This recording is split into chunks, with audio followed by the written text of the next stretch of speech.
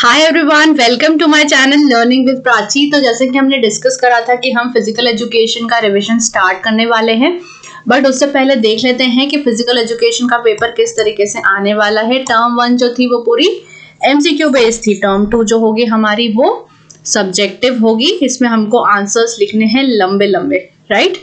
तो अभी हम डिस्कस कर लेंगे कि आंसर कैसे देने हैं, बट मोस्ट इंपॉर्टेंट पार्ट ये है कि आप सारी ही वीडियोस को बड़े ध्यान से देखें, नोट्स बनाएं, क्योंकि ये जो टर्म है, ठीक है, इसमें सब्जेक्टिव आंसर्स लिखने हैं एंड टू द पॉइंट ही लिखने हैं। अभी मैं बताऊंगी कैसे। देखो, मैक्सिमम मार्क्स इसमें रहेंगे 35। आपको टाइम मिलेगा 2 आवर्स पूरे पेपर को सॉल्व करने के लिए। पूरे ही क्वेश्चन पेपर में आपको 3 सेक्शन मिलने वाले हैं, ए, बी एंड सी। ए में होंगे 9 क्वेश्चन, जिसमें से आपको कोई 7 अटेम्प्ट करने हैं एंड हर जो क्वेश्चन होगा वो 2 मार्क कैरी करेगा। आपके आंसर की लिमिट होना चाहिए 30 to 50 वर्ड्स। यहाँ पे हमने देख लिया कि 9 क्वेश्चन है, जिसमें से हमको कोई 7 अटेम्प्ट करने हैं। सेक्शन बी जो होगा उसमें 5 क्वेश्चन होंगे, जिसमें से कोई 3 अटेम्प्ट करने हैं and her question 3 mark carry करेगा और आपकी आंसर की लिमिट होना चाहिए 80 to 100 वर्ड्स। तो यहाँ पे हमने देख लिया कि आपको सेक्शन बी में 5 क्वेश्चन मिलेंगे, जिसमें से आपको कोई 3 करने हैं। सेक्शन सी जो होगा उसमें 4 क्वेश्चन होंगे, जिसमें से आपको कोई 3 अटेम्प्ट करने हैं। तो 4 में से कोई 3 अटेम्प्ट करने हैं। हर जो क्वेश्चन होगा वो 4 मार्क कैरी करेगा और आपके आंसर की लिमिट होना चाहिए 100 to 150 वर्ड्स, राइट। तो इतना आपको क्लियर हो गया है कि कितने क्वेश्चंस होंगे हर सेक्शन में और आपको कितने अटेम्प्ट करने हैं एंड आपके आंसर की लिमिट क्या रहेगी, राइट। सेक्शन ए देख लेते हैं।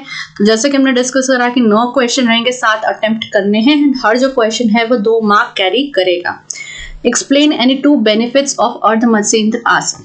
तो यहाँ पे हर एक बेनिफिट के आपको एक मार्क मिलेंगे, ठीक है। एक बेनिफिट 1 मार्क।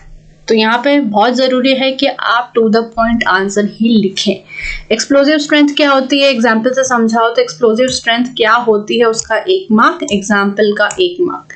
पर्सनालिटी मोटिवेशन क्या है, पर्सनालिटी का 1 मार्क, मोटिवेशन का 1 mark. Full form of SPD and ASD, SPD का 1 मार्क, एएसडी का 1 mark. List any 4 changes happening in the muscular system due to exercising. तो मस्कुलर सिस्टम में क्या क्या चेंजेस आते हैं जब हम एक्सरसाइज करते हैं।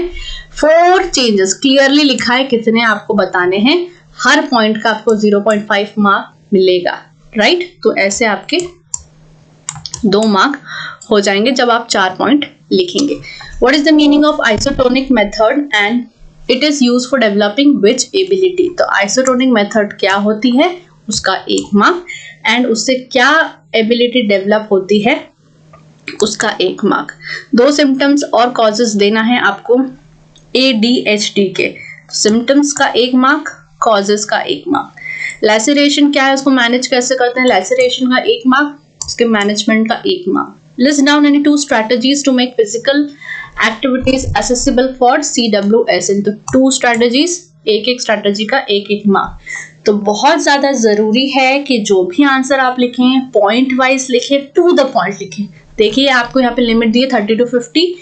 तो चेकर के पास भी इतना टाइम नहीं है कि वो बहुत लंबा लंबा आंसर पड़ेगा। टू द पॉइंट लिखो, बढ़िया से लिखो, उसको मजा आ जाएगा, तो वो आपको मार्क्स दे देगा। और हर क्वेश्चन में क्लियरली लिखा है कि आपको क्या बताना है, कितना बताना है। सेक्शन बी में आ जाते हैं। List down and briefly explain any 4 techniques of motivation. आपने यहाँ पे दे दिया है कि मोटिवेशन क्या होती है, उसको समझाओ पहले, और फिर कोई 4 टेक्निक समझाओ जिससे मोटिवेशन डेवलप होता है, right. Explain cognitive disability along with the symptoms. तो कॉग्निटिव डिसेबिलिटी क्या होती है, उसका 1 मार्क। सिम्टम्स के आपको मिलेंगे 2 मार्क, क्योंकि हमको पता है सेक्शन बी में आपको कितना मिलेगा, 5 क्वेश्चन में से आपको 3 अटेम्प्ट करना है। हर क्वेश्चन का 3 मार्क है और 80 to 100 उसकी वर्ड लिमिट रहेगी। कि एक फ्लो चार्ट बताना और एक्सप्लेन करना है। क्लासिफिकेशन ऑफ स्पोर्ट्स इंजुरीज, तो ये मैंने वीडियो में बहुत अच्छे से क्लासिफिकेशन ऑफ स्पोर्ट्स इंजुरीज को समझाया है। मैंने भी फ्लो चार्ट ही बनाया है, आपको अगर वहां पे जाके देखना हो तो आप देख सकते हो, राइट। तो आपको समझ में आ गया। सेक्शन बी में हमको कितने मिलेंगे, 5 क्वेश्चन मिलेंगे, उसमें से कोई 3 अटेम्प्ट करना है, राइट। तो ये सिर्फ एक एग्जाम्पल दिया था कि क्वेश्चन किस तरीके से आएंगे। List down any 3 asanas use for preventing asthma and right 2 benefits of each. तो पहले तो आपको एक ऐसे 3 आसन बताने हैं जिससे अस्थमा प्रिवेंट होता है, एंड फिर 2 बेनिफिट आपको लिखना है हर आसन के। क्लियरली यहाँ पे बता दिया है 1+2। What are the silent features of fartlek training method. तो फार्टलेग ट्रेनिंग मेथड क्या होती है, पहले आप ये समझाओ कि मेथड क्या होती है, उसके बाद उसके फीचर्स को समझाओ, राइट। तो 1 into 3, तो ये हो जाएगा क्वेश्चन पूरा 3 मार्क का। सेक्शन सी, अब सेक्शन सी में आपको क्या मिलेगा, 4 क्वेश्चन मिलेंगे जिसमें से कोई 3 अटेम्प्ट करना है। हर क्वेश्चन जो है वो 4 मार्क कैरी करेगा, एंड इसकी वर्ड लिमिट क्या रहेगी, 100 to 150 वर्ड्स। तो जैसे explain any 3 personality types of big 5 theory, तो 3 पर्सनालिटी टाइप्स एक्सप्लेन करना है ऑफ बिग 5 थ्योरी के। पूरा ही क्वेश्चन कितने मार्क का रहेगा, 4 मार्क का रहेगा।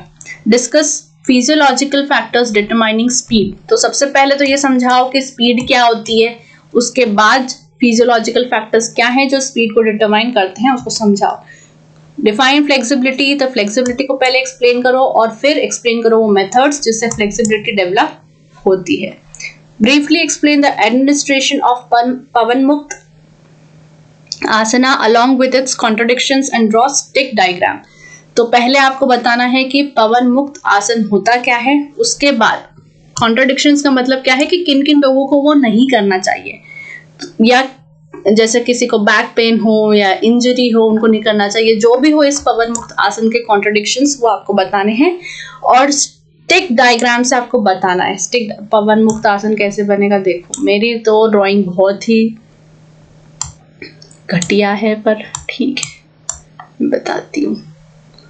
जैसे ये आपने इंसान बनाया, हो सके तो इंसान दिख रहा हो तो ठीक है। ये दोनों अपना ये पवन मुक्त आसन कर रहा है, राइट। तो ऐसे आपको बताना है। ये मेरा स्टिक डायग्राम है। तो आप, अब मैंने तो पास कर लिया, आपको पास होना है, तो आप सीखोगे कि स्टिक डायग्राम कैसे बनाते हैं। अच्छा सा स्टिक डायग्राम बनाना सीख लो। तो हर आसन का स्टिक डायग्राम आपको आना चाहिए, राइट। तो ऐसे समझ में आना चाहिए कि हाँ भाई ये पवन मुक्त आसन करने वाला है, राइट। तो इस तरीके से पूरा क्वेश्चन पेपर आने वाला है। मैंने आपको बता दिया कितने सेक्शन होते हैं, कितने क्वेश्चंस होते हैं, कितने अटेम्प्ट करना है, कितने मार्क्स के होते हैं, वर्ड लिमिट क्या है। एंड बहुत ज्यादा जरूरी है कि पढ़ के जाओगे, टू द पॉइंट लिखोगे तो फटाफट पेपर सॉल्व कर पाओगे, अदरवाइज 2 घंटे कम पड़ जाने वाले, ठीक है। तो टू द पॉइंट आंसर लिखो, बढ़िया से लिखो, स्टिक डायग्राम बनाना सीख लो, और मैं मिलती हूँ आपसे अगले वीडियो में।